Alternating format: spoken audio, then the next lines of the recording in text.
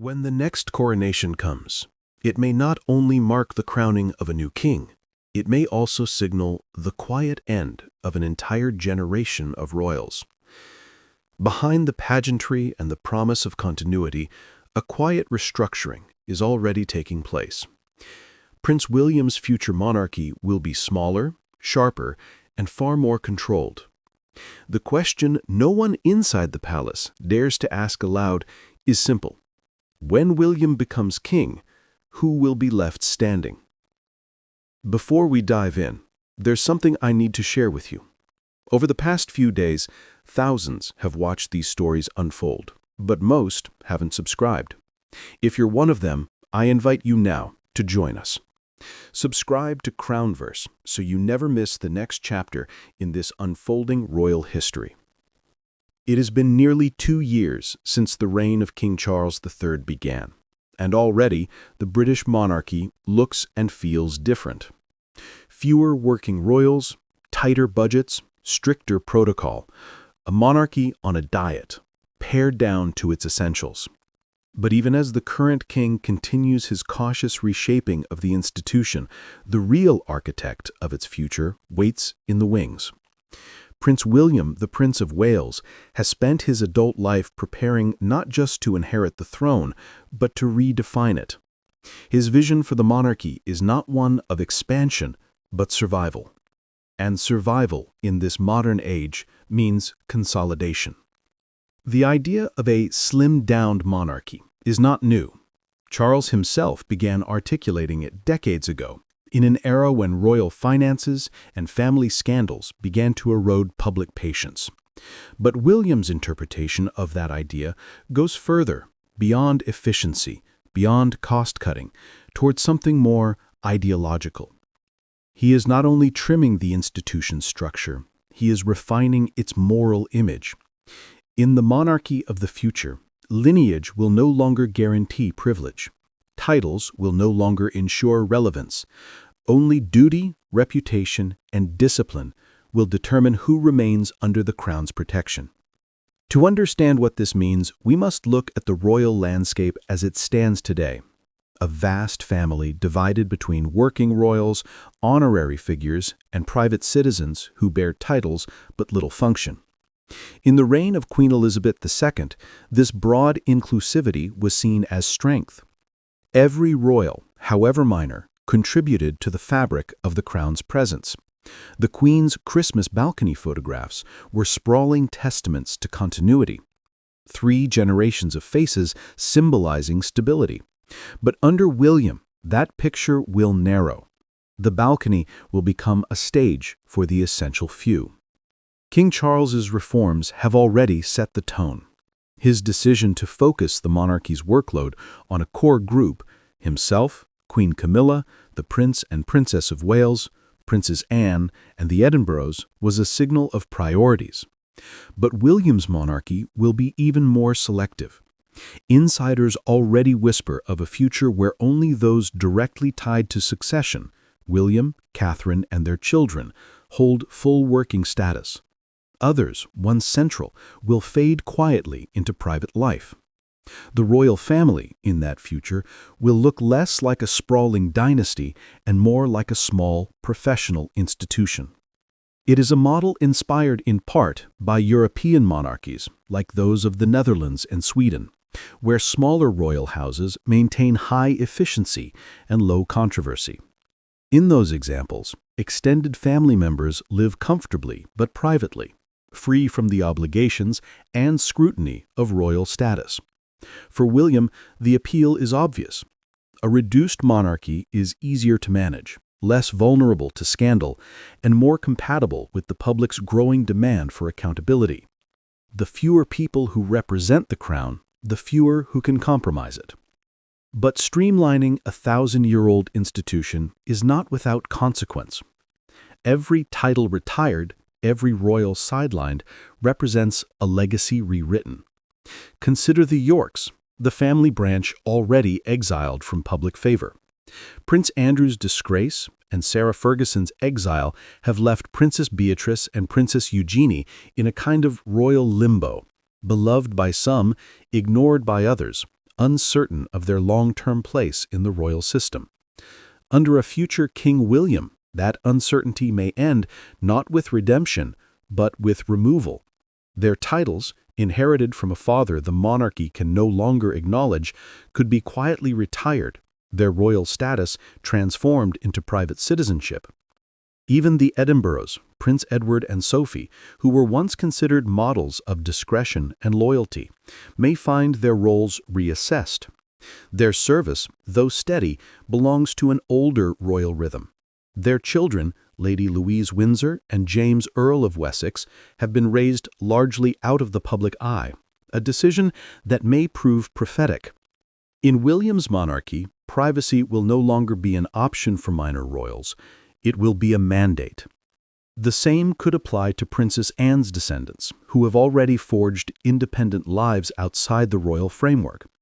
Zara Tindall, though often celebrated for her down-to-earth demeanor, represents a kind of post-royal existence, one that William may consider the future standard for non-senior members of the family. Friendly with the institution, but not of it. Close to the crown, but no longer carrying its weight. The motives behind this restructuring go beyond image management. They speak to a generational shift in royal philosophy. Queen Elizabeth saw her family as an embodiment of the nation, a living tree with many branches, each symbolizing continuity. King Charles sees it as a system in need of reform, fewer branches, more order.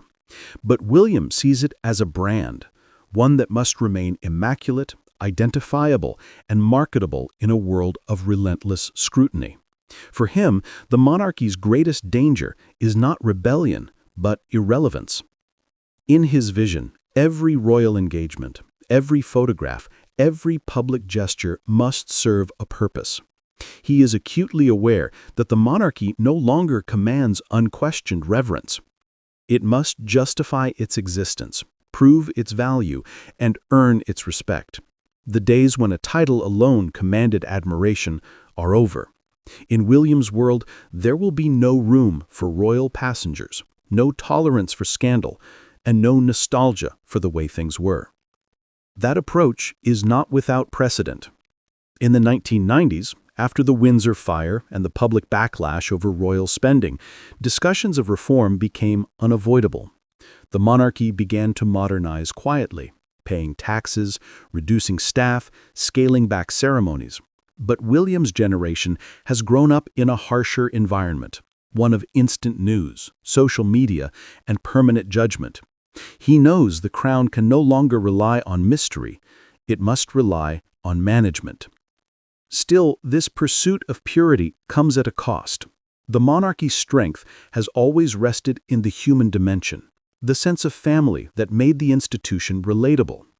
When too much is stripped away, what remains may appear efficient but cold, streamlined but sterile. A monarchy of only 4 or 5 faces could lose the texture that once made it feel like a living heritage. The balance between dignity and humanity will become the central challenge of William's reign. It is also a test of personal character. For William, the idea of control has always been both armor and burden. He grew up witnessing the cost of disorder, the chaos of his parents' marriage, the intrusion of the press, the fragility of royal privacy. That experience shaped him into a man of restraint, discipline, and decisiveness. He understands the power of silence, the necessity of distance, yet the very qualities that protect him may one day isolate him. A king without a wide family may be a king without a buffer. Every mistake, every misstep will rest solely on his shoulders. The palace, of course, will frame the coming changes as modernization, an evolution toward efficiency. But behind the scenes, the transition will feel like attrition. Cousins, uncles, aunts, and distant relatives will drift into quiet retirement. Titles will be quietly discontinued. State support will shrink. The monarchy will not announce its contraction. It will simply become smaller, season by season, photograph by photograph. When that happens, the public's relationship with the monarchy will shift once more. The grandeur of the family will fade, replaced by the intimacy of a few recognizable figures: William, Catherine, and their children. It will be a monarchy of faces rather than lineage, symbols rather than hierarchy. For some, it will feel modern and relatable. For others, it will feel diminished, an institution reduced to its brand ambassadors. And yet, perhaps that is inevitable. Monarchies are no longer sustained by divine right or fear. They survive by relevance, reputation, and restraint. William's vision is ruthless because it must be. The modern world demands perfection from those who live in privilege. In that light, his determination to protect the crown's image is less cruelty than pragmatism. The monarchy's moral capital is its last true asset, and he intends to defend it. Still, history will judge whether this new order strengthens or sterilizes the institution. The Windsor dynasty has endured for over a century not only because of its adaptability, but because of its humanity, its capacity to fall and recover, to stumble and endure.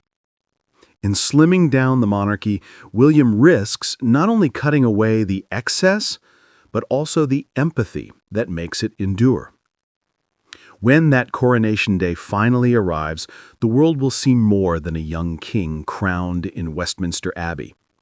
It will see the unveiling of a new royal order, one built on discipline, selectivity, and unyielding control. The grand balconies of the past may hold fewer figures, but each will carry the weight of survival. The monarchy that emerges will not be the one of Elizabeth's expansive embrace, nor Charles's cautious stewardship. It will be the monarchy of William, sharp-edged, strategic, and utterly modern. The question is not whether it will survive, but what it will become. In the age of transparency, can a smaller monarchy still command the same loyalty? Or will its pursuit of perfection strip away the very imperfection that made it human?